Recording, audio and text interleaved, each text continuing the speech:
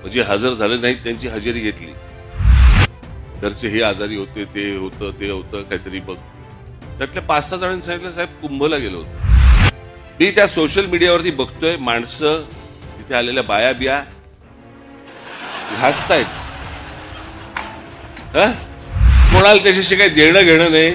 2 वर्ष झाले तोंडाला फडकी बांधून फिरले आणि तिकडे जाऊन आंघोळ करतायत. कित्येक स्विमिंग पूल बघितले असे जे सुरुवातीला उद्घाटनाच्या वेळेला निळे होते. सत्यमेव जयते अर्ध्या दिवसाच्या गॅप नंतर आलेली आहे आणि आपल्याला काही नेहमी जसं मी सांगते की लोक काय बोलतात यापेक्षा लोक काय राखून ठेवतात हे जरा आपल्याला शोधता आलं पाहिजे. आणि हे शोधण्यासाठी कधी कधी आपण नाटकांचा आधार घेतला पाहिजे. नाटकामध्ये आणि राजकारणामध्ये एक गोष्ट साम्य आहे. नाटकातले पात्र आणि राजकारणातले मित्र कधीही खरे नसतात.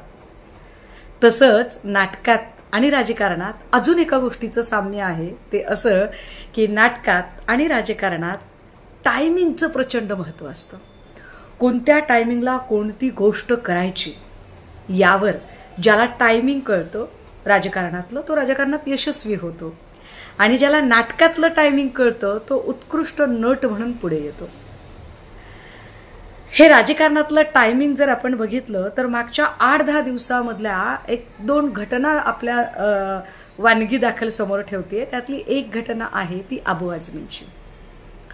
बरोबर धनंजय मुंडेंचा राजीनामा, माणिकराव कोकाटे वादग्रस्त ठरतात, जयकुमार गोरे नग्न आणि विवस्त्र फोटो एका महिलेला पाठवतात, 3ही मंत्री अडचणीत आलेले आहेत, सरकार पूर्णतः बॅकफुटला गेलेलं आहे आणि नेमकं अशाच वेळेला समाजवादी पार्टीचे अबू आझमी औरंगजेबाबद्दल एक विधान करतात. सगळी चर्चा तिकडे डायव्हर्ट करण्याला मग लगेचच भाजपचे सगळे बोलघेवडे लोक बोलायला सुरुवात करतात. टायमिंग आहे. अबू आझमींनी फार छान पद्धतीने भाजपाची मदत केली. असंच एक टायमिंग राज ठाकरेंनी साधलं. वरवर बघता 9 मार्चला म्हणजे काल राज ठाकरेंची जी सभा झाली आणि त्यात राज ठाकरे जे काही बोलले ते बोलणं कुणालाही आवडेल. अगदी मला सुद्धा आवडेल. जशी मी प्रोग्रेसिव्ह विचारांची आहे आणि मी माझा विचार, माझी चळवळ, माझा स्टँड, माझ्या भूमिका कधीही लपवून ठेवत नाही. तर मला सुद्धा वाटेल की अरे वा किती छान बोललेले आहेत हे, की महाकुंभमध्ये खरंच आपण नद्यांच्या पाण्यांवरती विचार केला पाहिजे, नद्यांच्या स्वच्छतेबद्दल विचार केला पाहिजे. नदी स्वच्छतेचा जो उपक्रम आहे यावर फार मोठ्या प्रमाणामध्ये जाहिरातबाजी केली होती. जेवढा खर्च नदीच्या स्वच्छतेसाठी केला गेला नाही तेवढा खर्च त्याच्या जाहिरातीसाठी नमामि गंगे प्रोजेक्टच्या नावाखाली आणि त्याच्यात मोदींचे फोटो मोठे मोठे असा करून तो खर्च केला होता.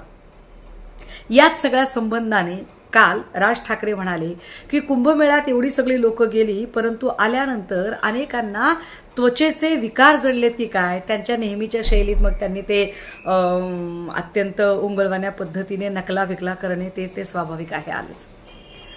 आता त्यांनी हे जेव्हा म्हटलं त्यावेळेला ते किती डोळस आहे, ते किती प्रोग्रेसिव्ह आहे, त्यांनी कसा झापलेलं आहे हिंदुत्ववाद्यांना वगैरे असं आपल्याला वरवर वाटू शकतं. पण थांबा, धोका इथेच आहे. मी जे नेहमी सांगते ना की लोक काय बोलतात यापेक्षा लोक काय राखून ठेवतात हे समजून घेणं जास्त महत्वाचं असतं.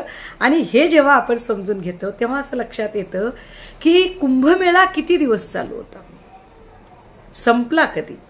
तो 26 तारखेला संपला, 26 फेब्रुवारीला.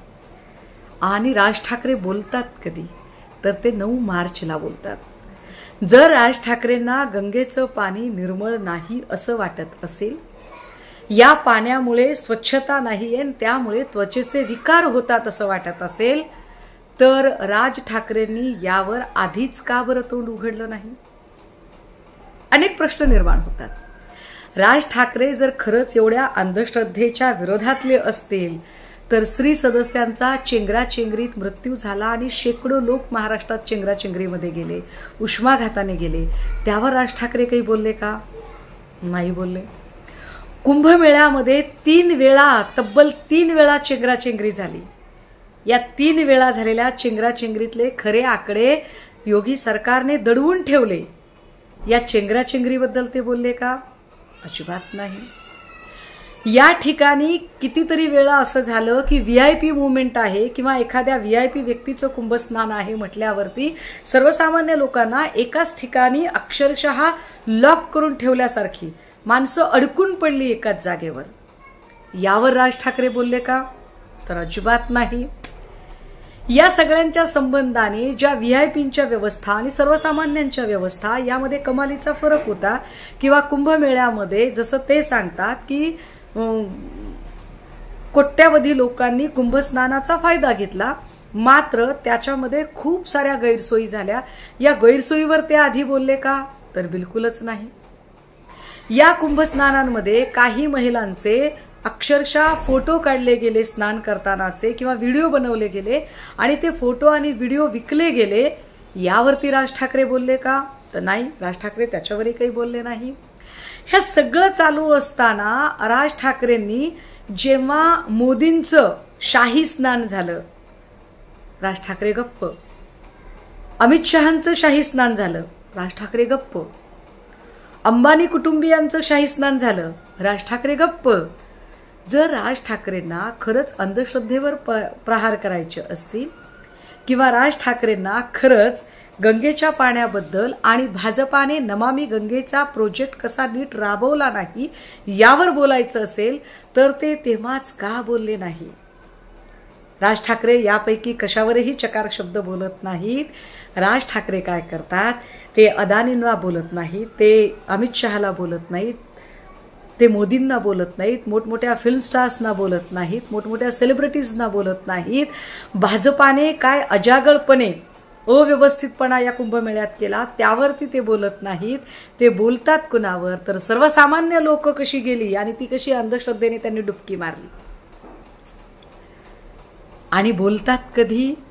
टायमिंगला फार महत्व आहे. बोलतात कधी राज ठाकरे? तर राज ठाकरे बोलताना बरोबर 9 मार्चला बोलतात. 10 मार्च म्हणजे आज बजेटवर सभागृहात चर्चा होती आणि बजेटवरच्या चर्चेमध्ये खूप सारे प्रश्न विचारले जाणार की शिवभोजन थाळीचं काय झालं, लाडकी बहीण योजनेमध्ये तुम्ही 2100 प्रमाणे देणार होतात, ते दिले गेलेले नाहीत, ते 1500चे 2100 कधी होणार आहेत, महिला दिनाच्या दिवशी 2 ते 3 महिन्याचे एकत्रित पैसे पडणार होते, ते पैसे पडलेले नाहीत, त्याचं काय होणार, महागाई बेरोजगारी या मुद्द्यांचं काय होणार. तर हे अनेक प्रश्न बजेटच्या निमित्ताने जेव्हा निर्माण होत असतात, नेमक्या त्याच वेळेला सगळी बजेटवरची चर्चा एका वेगळ्या मुद्द्याकडे डायव्हर्ट करण्यामध्ये राज ठाकरे यशस्वी होतात. आणि ठरल्याप्रमाणे राज ठाकरेंच्या एकाच वाक्यांवर सगळी माध्यमं सुद्धा चर्चा करायला लागतात. तुम्ही या सगळ्यांचा बारकाईने विचार केलाय का? मी जे काही बोलतेय हे बोलणं तुम्हाला सुसंगत वाटतंय का? कारण जेव्हा जेव्हा भाजपा संकटात असते तेव्हा तेव्हा भाजपा अशा पद्धतीने मुद्दे डायव्हर्ट करण्यासाठी अनेक लोकांना फार व्यवस्थित पद्धतीने मॅनिप्युलेट करते. अगदी आत्ता औरंगजेबाचा मुद्दा घेऊन त्याच्यावर फार आगपाखड करणारी भाजपा प्रशांत कोरटकरवर मात्र काहीच बोलत नाही, राहुल सोलापूरकरच्या अटकेवर बोलत नाही, भगतसिंग कोश्यारीने छत्रपती शिवाजी महाराजांचा अपमान केला त्यावर बोलत नाही, मंगलप्रभात लोढाने महाराजांचा अपमान केला त्यावर बोलत नाही. औरंगजेबाच्या कबरीचा विषय काढणारी भाजपा अरबी समुद्रातल्या स्मारकाचं काय झालं यावर चकार शब्दाने बोलत नाही. आणि मुद्दे डायव्हर्ट करणारे जे लोक आहेत ते सुद्धा भाजपाला या अनुषंगाने प्रश्न विचारत नाही. हे फार मजेशीर आहे, हे फार विचार करण्यासारखं आहे. दादा हो, तुम्हाला एकदा कोण कसा स्टेटमेंट करतो आणि त्या स्टेटमेंटचं टायमिंग काय आहे याचं अनालिसिस जर एकदा सुरू झालं ना करणं आणि तुम्हाला ते समजलं तर तुम्हाला राजकारण नेमकं कशा पद्धतीने चालतं आणि या राजकारणाच्या केंद्रस्थानी सर्वसामान्य माणूस कधीही नाहीये. या राजकारणाच्या केंद्रस्थानी कायम उद्योगपतींचं भलं याचसाठी केलं जातं का हा प्रश्न निर्माण होईल. निश्चितपणे मी जे बोलते त्यावर पुन्हा एकदा विचार करा आणि हो, माझ्या म्हणण्याशी तुम्ही सहमत आहात का मला नक्की सांगा.